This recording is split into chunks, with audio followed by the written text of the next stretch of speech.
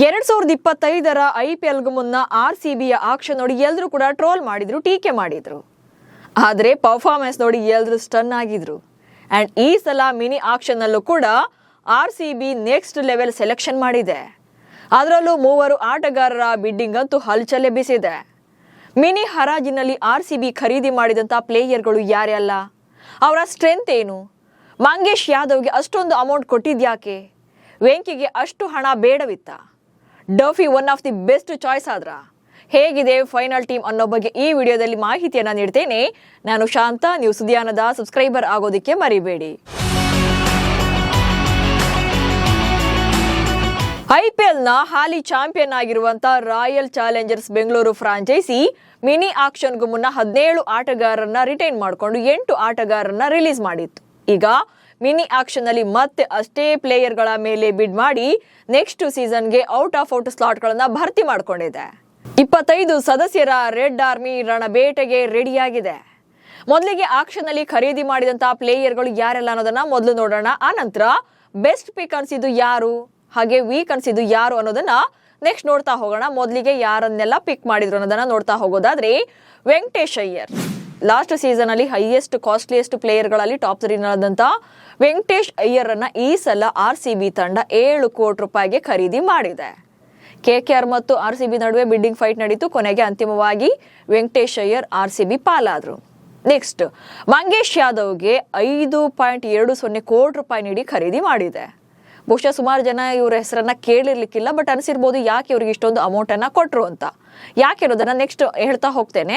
First ಇದೆಲ್ಲ ನೋಡ್ತಾ ಹೋಗೋಣ ಯಾರ್ಯಾರು ಬಂದಿದ್ದಾರೆ ಅಂತ. ಅಂಡ್ ನೆಕ್ಸ್ಟ್ ಜೇಕಬ್ ಡಫಿ 2 ಕೋಟಿ ರೂಪಾಯಿ ಬೆಲೆಯೊಂದಿಗೆ ಇವರನ್ನ ಖರೀದಿ ಮಾಡಿದೆ. So next Jordan Cox 75 lakh ರೂಪಾಯಿ, ಸತ್ವಿಕ್ ದೇಸ್ವಾಲ್ ಇವರಿಗೆ 30 ಲಕ್ಷ ರೂಪಾಯಿ ಕೊಟ್ಟಿದ್ದಾರೆ. ಅಂಡ್ ನೆಕ್ಸ್ಟ್ ವಿಕ್ಕಿ ಓಸ್ವಾಲ್ಗೆ 30 ಲಕ್ಷ ರೂಪಾಯಿಯನ್ನ ಕೊಟ್ಟು ಖರೀದಿಯನ್ನ ಮಾಡಿದ್ದಾರೆ. ಅಂಡ್ ನೆಕ್ಸ್ಟ್ ಕಾನಿಶ್ ಚೌಹಾಣ್ಗೆ 30 ಲಕ್ಷ ರೂಪಾಯಿ, ಹಾಗೆ ವಿಹಾನ್ ಮಲ್ಹೋತ್ರಾಗೆ 30 ಲಕ್ಷ ರೂಪಾಯಿ. ಸೊ ಇಲ್ಲಿ 8 ಪ್ಲೇಯರ್ಗಳು ಇದ್ರೂ ಕೂಡ ರಾಯಲ್ ಚಾಲೆಂಜರ್ಸ್ ಬೆಂಗಳೂರು 6 ಆಟಗಾರರನ್ನ ಬೇಸ್ ಪ್ರೈಸ್ಗೆ ಬಿಡ್ ಮಾಡಿದೆ. ಅಂದ್ರೆ ಮಿನಿ ಆಕ್ಷನ್ ನಲ್ಲಿ ಅವರು ಎಷ್ಟು ಹಣಕ್ಕೆ ತಮ್ಮ ಹೆಸರನ್ನ ನೋಂದಾಯಿಸಿಕೊಂಡಿದ್ರು ಅಷ್ಟೇ ಹಣ ಕೊಟ್ಟು ಖರೀದಿಯನ್ನ ಮಾಡಿದೆ. ಉಳಿದಂತೆ ವೆಂಕಟೇಶ್ ಅಯ್ಯರ್ ಮತ್ತು ಮಂಗೇಶ್ ಯಾದವ್ ಸ್ವಲ್ಪ ಕಾಸ್ಟ್ಲಿ ಪ್ಲೇಯರ್ ಆಗಿದ್ದಾರೆ.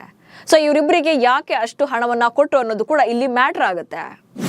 ಕಳೆದ ಸಲ ಮಿಸ್ ಆಗಿದ್ದಕ್ಕೆ ಈ ಸಲ ವೆಂಕಿನ ತಗೊಂಡ್ರ. ವೆಂಕಟೇಶ್ ಅಯ್ಯರ್ ಈ ಹೆಸರು ಮೈದಾನದಲ್ಲಿ ಸದ್ದು ಮಾಡಿದ್ದಕ್ಕಿಂತ ಬಿಡ್ಡಿಂಗ್ ನಿಂದ ಸೌಂಡ್ ಮಾಡಿದ್ದೇ ಜಾಸ್ತಿ. ಲಾಸ್ಟ್ ಇಯರ್ ಅಂತೂ one of the costliest player ಆಗಿದ್ರು. ಹೈಯೆಸ್ಟ್ ಪೇಯ್ಡ್ ಪ್ಲೇಯರ್ಗಳಲ್ಲಿ ಟಾಪ್ 3 ನಲ್ಲಿದ್ರು. ಬಟ್ ಆನ್ ಫೀಲ್ಡ್ ನಲ್ಲಿ ಕಂಪ್ಲೀಟ್ ಆಗಿ ಡಮ್ಮಿ ಅನ್ಸಿದ್ರು.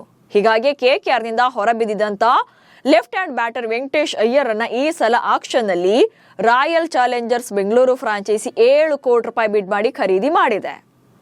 ಆಕ್ಚುಲಿ ಕಳೆದ ಬಾರಿ RCB ಮತ್ತು KKR ನಡುವೆ ಬಿಡ್ಡಿಂಗ್ ಫೈಟ್ ನಡೆದಿತ್ತು. 23 ಕೋಟಿವರೆಗೂ ಕೂಡ ಹೋಗಿ RCB ಕೊನೆಗೆ ಹಿಂದೆ ಸರಿದಿತ್ತು. ಆನಂತರ ವೆಂಕಿ 23.75 ಕೋಟಿ ರೂಪಾಯಿನ ತಗೊಂಡು KKRಗೆ ಹೋಗಿದ್ರು. ಈ ಸಲ ಮಿನಿ ಆಕ್ಷನ್ ನಲ್ಲೂ ಕೂಡ ಒನ್ಸ್ ಅಗೇನ್ KKR ಮತ್ತು RCB ಫೈಟ್ ನಡೆದು ಕೊನೆಗೆ ಬೆಂಗಳೂರೇ ಗೆದ್ದಿದೆ. ಬಟ್ ಕಳೆದ ಸಲ ಆಕ್ಷನ್ ಅಲ್ಲಿ ಮಿಸ್ ಆಗಿದ್ದಕ್ಕೆ ಜಿದ್ದಿಗೆ ಬಿದ್ದು ಈ ಸಲ ತಗೊಂಡ್ರ ಅಂತ ಒಂದಷ್ಟು ಚರ್ಚೆಗಳು ಕೂಡ ಆಗ್ತಾ ಇವೆ. ಅಂಡ್ 7 ಕೋಟಿಗೂ ಕೂಡ ವರ್ತ್ ಇಲ್ಲ ಅನ್ನೋದು ಇನ್ನೊಂದಷ್ಟು ಎಕ್ಸ್ಪರ್ಟ್ಗಳ ವಾದ. ಬಟ್ ಬೆಸ್ಟ್ ಪಿಕ್ ಅನ್ನೋದು ಇನ್ನೊಂದಷ್ಟು ಜನರ ವಾದ. ಯಾಕಂದ್ರೆ ವೆಂಕಿ ಪರ್ಫಾರ್ಮೆನ್ಸ್ ಎಕ್ಸ್ಟ್ರಾರ್ಡಿನರಿ ಅನ್ನೋ ತರ ಏನಿರ್ಲಿಲ್ಲ ಕಳೆದ ಸೀಸನ್ ಅಲ್ಲಿ. 2025ರಲ್ಲಿ ದುಬಾರಿ ಸಂಭಾವನೆ ಪಡೆದ್ರು, ಪ್ರದರ್ಶನ ಅಷ್ಟಕ್ಕಷ್ಟೇ. ಕಳೆದ ಆವೃತ್ತಿಯಲ್ಲಿ ವೆಂಕಟೇಶ್ ಅಯ್ಯರ್ ಪರ್ಫಾರ್ಮೆನ್ಸ್ ತೀರಾ ಕಳಪೆಯಾಗಿತ್ತು. ವೆಂಕಿಯನ್ನ KKR ಕೈ ಬಿಡ್ತು ಇದೇ ಕಾರಣಕ್ಕಾಗಿ. ಸೊ ವೆಂಕಟೇಶ್ ಅಯ್ಯರ್ 2021ರಿಂದ KKR ನಲ್ಲಿ IPL ನಲ್ಲಿ ಆಡ್ತಾ ಇದ್ರು ಕೂಡ ಇದುವರೆಗೆ IPL ನಲ್ಲಿ ಒಟ್ಟಾರೆಯಾಗಿ 62 ಪಂದ್ಯಗಳನ್ನು ಆಡಿದ್ದಾರೆ. ಹಾಗೆ 29.95ರ ಸರಾಸರಿಯಲ್ಲಿ 1468 ರನ್ಗಳನ್ನ ಕಲೆ ಹಾಕಿದ್ದಾರೆ. 2024ರಲ್ಲಿ KKR ತಂಡ ಚಾಂಪಿಯನ್ ಮಾಡುವಲ್ಲಿ ಪ್ರಮುಖ ಪಾತ್ರ ವಹಿಸಿದಂತ ವೆಂಕಟೇಶ್ 370 ರನ್ಗಳನ್ನ ಬಾರಿಸಿದ್ರು. ಆದ್ರೆ ಕಳೆದ ಆವೃತ್ತಿಯಲ್ಲಿ 11 ಪಂದ್ಯಗಳನ್ನಾಡಿದ ವೆಂಕಿ ಕೇವಲ 147 ರನ್ಗಳನ್ನ ಕಲೆ ಹಾಕಿದ್ರು. ಅಂಡ್ ಕೆಲ ಪಂದ್ಯಗಳಿಂದ ಅವರನ್ನ ಪ್ಲೇಯಿಂಗ್ 11 ನಿಂದಲೂ ಕೂಡ ಕೈ ಬಿಡಲಾಗಿತ್ತು. ಅಷ್ಟೇ ಅಲ್ಲದೆ ಆಲ್ರೌಂಡರ್ ಆಗಿದ್ರು ಕೂಡ ವೆಂಕಿ ಕಡೆಯಿಂದ ಯಾವುದೇ ಬೌಲಿಂಗ್ ಅನ್ನ ಮಾಡಿಸ್ತಾ ಇಲ್ಲ ಅನ್ನೋದನ್ನು ಕೂಡ ಇಲ್ಲಿ ಗಮನಿಸಬೇಕಾಗುತ್ತೆ. ಅಂಡ್ ಸೈಯದ್ ಮುಷ್ತಾಕ್ ಅಲಿ ಟ್ರೋಫಿ ಎಲ್ಲಾದ್ರೂ ಸದ್ದು ಮಾಡಿದಾರಾ ಅಂತಂದ್ರೆ ಅಲ್ಲೂ ಕೂಡ ಇಂಪ್ರೆಸಿವ್ ಇನ್ನಿಂಗ್ಸ್ ಬಂದಿಲ್ಲ. 2025ರಲ್ಲಿ ಸೈಯದ್ ಮುಷ್ತಾಕ್ ಅಲಿ ಟ್ರೋಫಿಯಲ್ಲಿ 10 ಇನ್ನಿಂಗ್ಸ್ ಗಳಿಂದ 26.37ರ ಅವರೇಜ್ ನಲ್ಲಿ, ಅದು ಕೂಡ 119ರ ಸ್ಟ್ರೈಕ್ ರೇಟ್ ನಲ್ಲಿ ಬ್ಯಾಟ್ ಬೀಸಿದ್ದಾರೆ. ಅಂಡ್ ಬಂದಿರೋದು 211 ರನ್ಗಳು ಅಷ್ಟೇ. ಇದರಲ್ಲಿ 2 ಸಲ ಅರ್ಧ ಶತಕ ದಾಟಿದೆ ಇವರ ಸ್ಕೋರ್ ಅಷ್ಟೇ. ಹೀಗಾಗಿ ವೆಂಕಿಗೆ 7 ಕೋಟಿ ಕೊಟ್ಟಿದ್ದು ಕೂಡ ವೇಸ್ಟ್ ಅನ್ನೋದು ಒಂದಷ್ಟು ಜನರ ಒಪಿನಿಯನ್. ಇನ್ನು ವೆಂಕಿ ಬಿಟ್ರೆ RCB ಆಕ್ಷನ್ ನಲ್ಲಿ ಸದ್ದು ಮಾಡ್ತಾ ಇರುವಂತಹ ಮತ್ತೊಂದು ಹೆಸರು, ಹಾಗೆ ಸೆಕೆಂಡ್ ಕಾಸ್ಟ್ಲಿ ಪ್ಲೇಯರ್ ಅಂದ್ರೆ RCB ತಂಡಕ್ಕೆ ಮಂಗೇಶ್ ಯಾದವ್. ತುಂಬಾ ಅಭಿಮಾನಿಗಳು ಈ ಹೆಸರನ್ನ ಕೇಳಿರಕ್ ಸಾಧ್ಯನೇ ಇಲ್ಲ. ಹೀಗಿದ್ರು ಕೂಡ 5.20 ಕೋಟಿ ಹೆಂಗ್ ಕೊಟ್ಟು ಅನಿಸಬಹುದು. ಬಟ್ ಅಲ್ಲೇ ಇರೋದು ಮ್ಯಾನೇಜ್ಮೆಂಟ್ ನ ಲಾಜಿಕ್. ಆಡಿದ್ದೆ 2 T20 ಮ್ಯಾಚ್, ಮಂಗೇಶ್ಗೆ ಇಷ್ಟು ಡಿಮ್ಯಾಂಡ್. ಮಿನಿ ಆಕ್ಷನ್ ನಲ್ಲಿ RCB ಮಂಗೇಶ್ ಯಾದವ್ ಮೇಲೆ 5.20 ಕೋಟಿ ರೂಪಾಯಿ ಸುರಿದು ಖರೀದಿ ಮಾಡಿದ್ಮೇಲೆ ಫ್ಯಾನ್ಸ್ ಸಿಕ್ಕಾಪಟ್ಟೆ ತಲೆ ಕೆಡಿಸ್ಕೊಂಡಿದ್ರು. ಇವರ ಹೆಸರೇ ಕೇಳಿಲ್ವಲ್ಲ ಅಂತ ಸರ್ಚ್ ಮಾಡಿದಾಗ ಗೊತ್ತಾಗಿದ್ದು ಈತನ ಹಿನ್ನೆಲೆ. ಕ್ರಿಕೆಟ್ ಲೋಕಕ್ಕೆ ಹೆಚ್ಚು ಈತನ ಪರಿಚಯ ಇಲ್ಲದೆ ಇರಬಹುದು. ಮಧ್ಯಪ್ರದೇಶದ ಮಂಗೇಶ್ ಯಾದವ್ ಯುವ ಆಲ್ರೌಂಡರ್.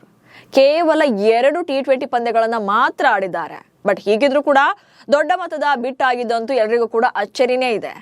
ಆಡಿರೋದು ಕೇವಲ 2 ಇನ್ನಿಂಗ್ಸ್ ನಲ್ಲಿ ಆದ್ರೂ 28 ರನ್ಗಳನ್ನ ಕಲೆ ಹಾಕಿದ್ದಾರೆ. ಬಟ್ ಸ್ಟ್ರೈಕ್ ರೇಟ್ ಅಂತೂ ನೆಕ್ಸ್ಟ್ ಲೆವೆಲ್ ಇದೆ, 233.3 ಇದೆ. ಸೊ ಫ್ಯೂಚರ್ ನಲ್ಲಿ ಬೆಸ್ಟ್ ಫಿನಿಶರ್ ಆಗ್ಬೋದು ಅನ್ನುವಂತ ನಿಟ್ಟಿನಲ್ಲಿ RCB ಖರೀದಿ ಮಾಡಿರಬಹುದು. ಹಾಗೆ ಮಂಗೇಶ್ ಬಲಗೈ ಬ್ಯಾಟ್ಸ್ಮನ್ ಕೂಡ ಆಗಿದ್ದು ಬೌಲಿಂಗ್ ಮಾಡೋದು ಮಾತ್ರ ಎಡಗೈನಲ್ಲಿ. ಲೆಫ್ಟ್ ಆರ್ಮ್ ವೇಗಿಗಳಿಗೆ ಯಾವತ್ತೂ ಕೂಡ ಕ್ರಿಕೆಟ್ ನಲ್ಲಿ ಡಿಮ್ಯಾಂಡ್ ಇದ್ದೇ ಇರುತ್ತೆ. ಸೊ ಆಡಿರುವಂತ 2 ಪಂದ್ಯಗಳಲ್ಲಿ ಒಟ್ಟು 3 ವಿಕೆಟ್ಗಳನ್ನ ತೆಗೆದಿದ್ದಾರೆ. ಸೊ ಇದೇ ನಂಬರ್ಗಳನ್ನ ನೋಡಿಯೇ ರಾಯಲ್ ಚಾಲೆಂಜರ್ಸ್ ಬೆಂಗಳೂರು ಫ್ರಾಂಚೈಸಿ ಇಷ್ಟು ದೊಡ್ಡ ಅಮೌಂಟ್ ಅನ್ನ ಕೊಟ್ಟಿದೆ ಎನ್ನುವಂತ ಲೆಕ್ಕಾಚಾರ ಇದೆ. T20I 2ನೇ ರ್ಯಾಂಕ್ ಬೌಲರ್ ಡಫಿ ಖರೀದಿ. ಇನ್ನು ಆಕ್ಷನ್ ನಲ್ಲಿ RCBಯ ಮತ್ತೊಂದು ಅದ್ಭುತ ಸೆಲೆಕ್ಷನ್ ಅಂದ್ರೆ ನ್ಯೂಜಿಲೆಂಡ್ ವೇಗಿ ಜಾಕೋಬ್ ಡಫಿ. ಇವರ ಮೂಲ ಬೆಲೆ 2 ಕೋಟಿ ರೂಪಾಯಿ. ಸೊ 2 ಕೋಟಿ ರೂಪಾಯಿಗೆ ಖರೀದಿಯನ್ನ ಮಾಡಿದೆ RCB. ನ್ಯೂಜಿಲೆಂಡ್ ಪರ ಅತ್ಯುತ್ತಮ ಪ್ರದರ್ಶನ ನೀಡ್ತಾ ಇರುವಂತಹ 31 ವರ್ಷದ ಬಲಗೈ ವೇಗಿ ಸದ್ಯ ಅಂತಾರಾಷ್ಟ್ರೀಯ ಕ್ರಿಕೆಟ್ ನಲ್ಲಿ ಅಂದ್ರೆ T20 ಕ್ರಿಕೆಟ್ ನಲ್ಲಿ ನಂಬರ್ 2 ಬೌಲರ್ ಆಗಿದ್ದಾರೆ. ಕೆಲ ತಿಂಗಳ ಹಿಂದೆ ನಂಬರ್ 1 ಬೌಲರ್ ಕೂಡ ಆಗಿದ್ರು. ಡಫಿ ಅವರನ್ನ RCB ಹೊರತುಪಡಿಸಿ ಯಾವ ತಂಡಗಳು ಕೂಡ ಖರೀದಿ ಮಾಡೋಕೆ ಮುಂದೆ ಬರಲಿಲ್ಲ. ಸೊ ಬೇಸ್ ಪ್ರೈಸ್ಗೆ ಬಂದಿದ್ದು RCBಗೆ ದೊಡ್ಡ ಪ್ಲಸ್ ಆಗಿದೆ. ಸೊ ಅಂತಾರಾಷ್ಟ್ರೀಯ T20 ಕ್ರಿಕೆಟ್ ನಲ್ಲಿ ಇವರ ಇನ್ನಿಂಗ್ಸ್ ಕೂಡ ಎಕ್ಸ್ಟ್ರಾರ್ಡಿನರಿ ಇದೆ. 38 ಪಂದ್ಯಗಳನ್ನು ಆಡಿರುವಂತಹ ಡಫಿ 36 ಇನ್ನಿಂಗ್ಸ್ಗಳಲ್ಲಿ 53 ವಿಕೆಟ್ಗಳನ್ನ ಬೇಟೆಯಾಡಿದ್ದಾರೆ. ಅದು ಅಲ್ಲದೆ 7.37 ಎಕಾನಮಿ ಹೊಂದಿದ್ದಾರೆ. ಇನ್ನು IPL ನಲ್ಲಿ ಇದೇ ಮೊದಲ ಬಾರಿಗೆ ಕಾಣಿಸಿಕೊಳ್ತಾ ಇದ್ದು ಪವರ್ ಪ್ಲೇ ನಲ್ಲೇ ಸ್ವಿಂಗ್ ಬೌಲಿಂಗ್ ಮೂಲಕ ವಿಕೆಟ್ಗಳನ್ನ ತೆಗೆದುಕೊಳ್ಳುವಂತ ಸಾಮರ್ಥ್ಯ ಇದೆ. ಅಂಡ್ ಡೆತ್ ಓವರ್ ನಲ್ಲಿ ಬೌಲಿಂಗ್ ನಲ್ಲಿ ರನ್ಗಳನ್ನ ಕಂಟ್ರೋಲ್ ಮಾಡುವಂತ ಸಾಮರ್ಥ್ಯ ಇದೆ. ಹೀಗಾಗಿ ಡಫಿ ಸೆಲೆಕ್ಷನ್ ಅಂತೂ ಸೂಪರ್ ಆಗಿದೆ. ಸದ್ಯ 8 ಆಟಗಾರರ ಖರೀದಿಯಲ್ಲಿ ಈ ಮೂವರು ಫುಲ್ ಹೈಪ್ ಕ್ರಿಯೇಟ್ ಮಾಡಿದ್ದಾರೆ. ಸೊ ಮೊದಲೇ ಸೂಪರ್ ಸ್ಟ್ರಾಂಗ್ ಇರುವಂತ RCB ಮಿನಿ ಆಕ್ಷನ್ ಮೂಲಕ ಮತ್ತಷ್ಟು ಸ್ಟ್ರಾಂಗ್ ಆಗಿದೆ. ಬ್ಯಾಟಿಂಗ್, ಬೌಲಿಂಗ್ ಹಾಗೆ ಆಲ್ರೌಂಡರ್ ಎಲ್ಲ ಡಿಪಾರ್ಟ್ಮೆಂಟ್ಗಳಲ್ಲೂ ಕೂಡ ಎಲ್ಲ ವಿಭಾಗಗಳಿಗೂ ಕೂಡ ಹೆಚ್ಚೆಚ್ಚು ಆಟಗಾರರ ಖರೀದಿ ಮಾಡಿದ್ದಾರೆ. ಅಂದ್ರೆ ವರ್ತ್ ಇರುವಂತ ಪ್ಲೇಯರ್ಗಳನ್ನ, ಬೆಸ್ಟ್ ಪಿಕ್ ಎನ್ನುವಂತ ಪ್ಲೇಯರ್ಗಳನ್ನ ಟಿಕ್ ಮಾಡಿದ್ದಾರೆ. ಸೊ ಮುಂದಿನ ಸಲವೂ ಕೂಡ ಕಪ್ ನಮ್ದೇ ಎನ್ನುವಂತ ಪ್ಲೇಯರ್ಗಳು ತಂಡದಲ್ಲಿದ್ದು 10 ಫ್ರಾಂಚೈಸಿಗಳ ಪೈಕಿ ಮೋಸ್ಟ್ ಡೇಂಜರಸ್ ಆಗಿ ಕಾಣ್ತಾ ಇದ್ದಾರೆ. ಸೊ ಮಿನಿ ಆಕ್ಷನ್ ನಲ್ಲಿ RCB ಬಿಡ್ಡಿಂಗ್ ಬಗ್ಗೆ ನಿಮ್ಮ ಒಪಿನಿಯನ್ ಏನು? ಸೊ ಯಾವ ಆಟಗಾರರ ಖರೀದಿ ತುಂಬಾನೇ ಖುಷಿ ಕೊಟ್ಟಿದೆ ಅನ್ನೋದನ್ನ ಕಮೆಂಟ್ಸ್ ಮೂಲಕ ತಿಳಿಸಿ. ಹಾಗೆ ಸುದ್ದಿಯನ್ನ ಫಾಲೋ ಮಾಡಿ. ನಮಸ್ಕಾರ.